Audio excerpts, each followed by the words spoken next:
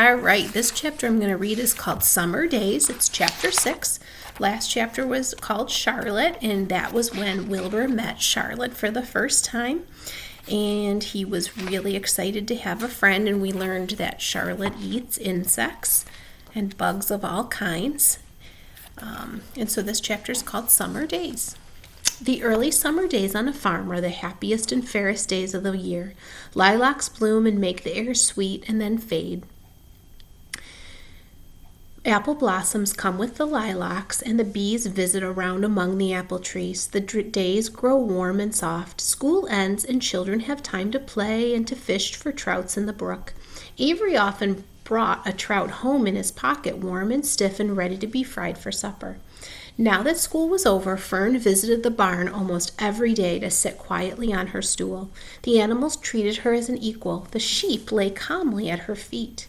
Around the 1st of July, the work horses were hitched to the mowing machine, and Mr. Zuckerman climbed into the seat and drove into the field. All morning you could hear the rattle of the machine as it went round and round, while the tall grass fell down behind the cutter bar in long green swatches. Next day, if there was no thunder shower, all hands would help rake and pitch and load, and the hay would be hauled to the barn in the high hay wagon, with Fern and Avery riding at the top of the load. Then the hay would be hoisted warm and sweet into the big hayloft until the whole barn seemed like a wonderful bed of timothy and clover. It was fine to jump in and perfect to hide in, and sometimes Avery would find a little grass snake in the hay and would add it to the other things in his pocket. Early summer days are a jubilee time for birds. In the fields, around the house, in the barn, in the woods, and in the swamp, everywhere love and songs and nests and eggs. In early summer, there are plenty of things for a child to eat and drink and chew. Dandelion stems are full of milk, clover heads are loaded with nectar, the frigid air is full of ice-cold drinks. Everywhere you look is life, even the little ball of spit on a weed stalk, if you poke it apart, has a green worm inside it.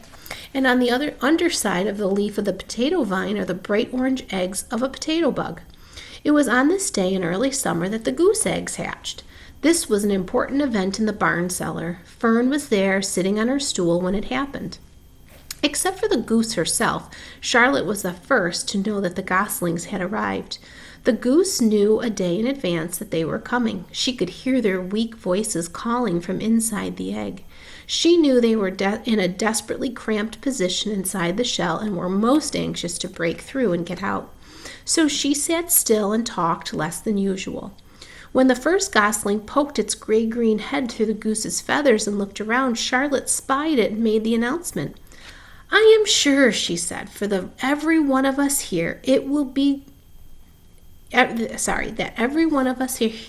gratified to learn that after 4 weeks of unremitting effort and patience on the part of our friend the goose, she now has something to show for it. The goslings have arrived. May I offer my sincere congratulations?" "Thank you, thank you, thank you," said the goose, nodding and bowing shamelessly. "Thank you," said the gander. "Congratulations," shouted Wilbur. "How many goslings are there? I can only see one." "There are 7, said the goose. "Fine," said Charlotte. 7 is a lucky number." "Luck had nothing to do with this," said the goose. "It was good management and hard work." At this point, Templeton showed his nose from his hiding place under Wilbur's trough.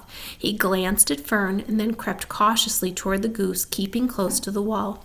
Everyone watched him, for he was not well liked, not trusted.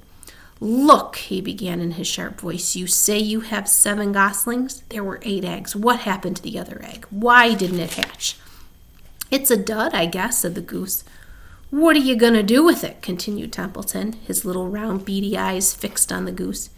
"You can have it," replied the goose. "Roll it away and add it to that nasty collection of yours." Templeton had a habit of picking up unusual objects around the farm and storing them in his home. He saved everything.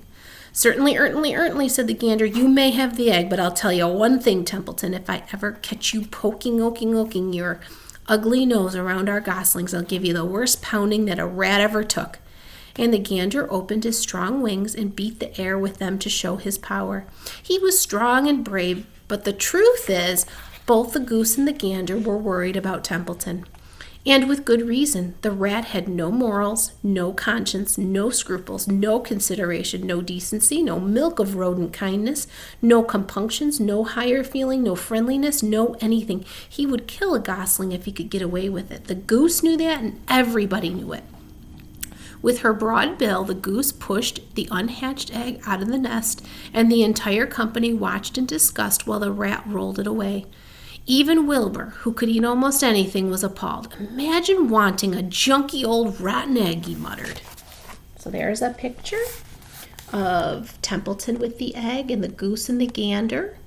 And Fern is watching from her stool, and you can see Wilbur behind the fence there, and you can see Charlotte up in the corner. A rat is a rat, said Charlotte. She laughed her tinkling little laugh. But my friends, if that ancient egg ever breaks, this barn will be untenable. What's that mean? Asked Wilbur. It means nobody will be able to live here on account of the smell. A rotten egg is a regular stink bomb. I won't break it, snarled Templeton. I know what I'm doing. I handle stuff like this all the time. He disappeared into his tunnel, pushing the goose egg in front of him. He pushed and nudged till he succeeded in rolling it into his lair under the trough. That afternoon, when the wind had died down and the barnyard was quiet and warm, the gray goose led her 7 goslings off the nest and out into the world. Mr. Zuckerman spied them when he came with Wilbur's supper. Well, hello there, he said, smiling all over. Let's see, 1, 2, 3, 4, 5, 6, 7. 7 baby geese. Now, isn't that lovely? All right, and the next chapter, chapter 7, is called Bad News.